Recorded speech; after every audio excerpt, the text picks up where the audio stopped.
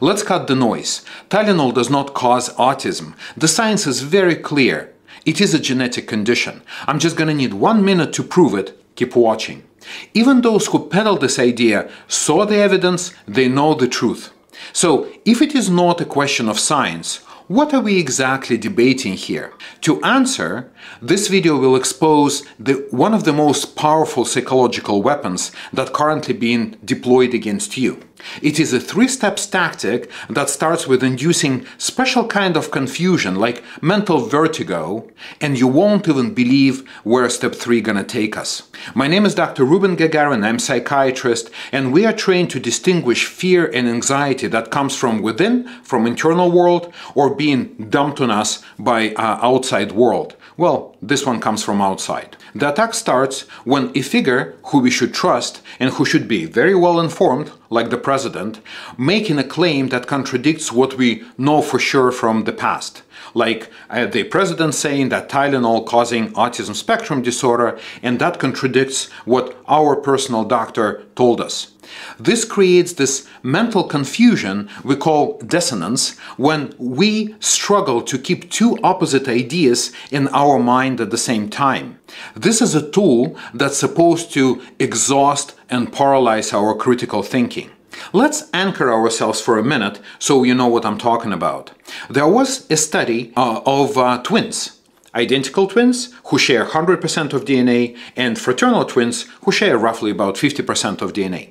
So those twins grew up in the same maternal womb, exposed to the same medications that mothers took, they were born on the same day, and they probably followed the same vaccination schedule. So, what happens? The 60% of identical twins develop autism. That means that if one twin develops autism, then there is a 60% chance that the other twin also develops autism. And out of fraternal twins, who share only about half of the DNA, about 13% did.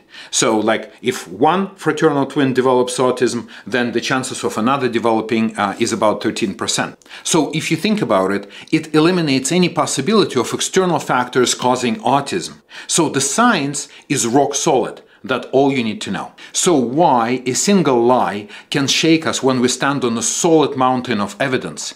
Well, because it is not attack on the evidence. It is attack on our trust. Why?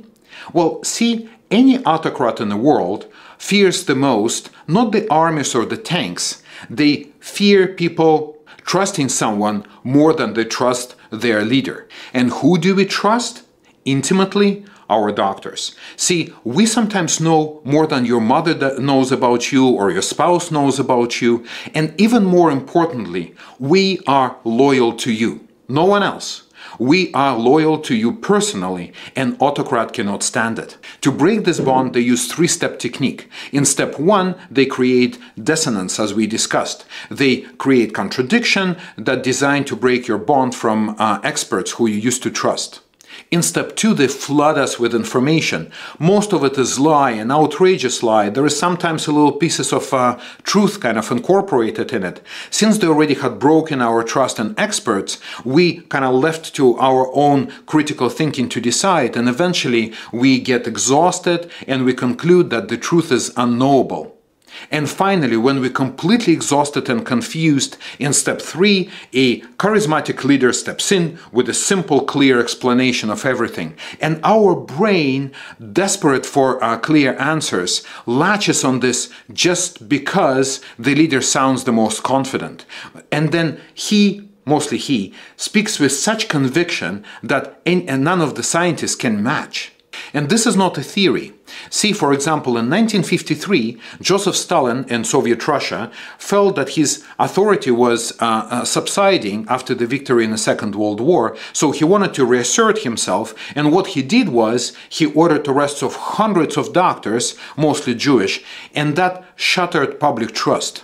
So, and where does step 3 lead us? What is the end game? So, once this powerful psychological weapon is deployed against doctors, it can be deployed against any other expert, like against economists and immigration specialists and even the courts. So, and this little by little, cut by cut, population is left with no experts to trust besides their charismatic and confident leader, who then start telling population what to do and how to feel, who they should fear. They already start saying that women should tough it out, so the pain medication is not for them. Unfortunately, I have seen this sequence with my own eyes because I lived in Russia in 1990s when a baby democracy died in this 1,000 little cuts to our shared reality. See, you cannot win a war on trust by debating science.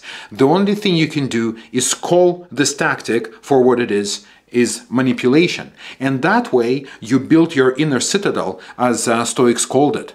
Since this chain starts with creating dissonance, when you feel this confusion, this kind of mental vertigo, you should ask yourself a question: who benefits from me feeling this way?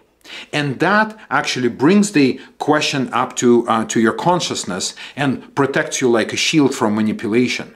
Looking beyond the words, looking for a reason why people say what they say, help you to create mental clarity and to recover your critical thinking. This is only one of many manipulative propaganda tactics, so if you want me to break down others, tell me in the comments. We'll build our inner citadels together. Thank you very much for watching. Come back for more. Bye-bye.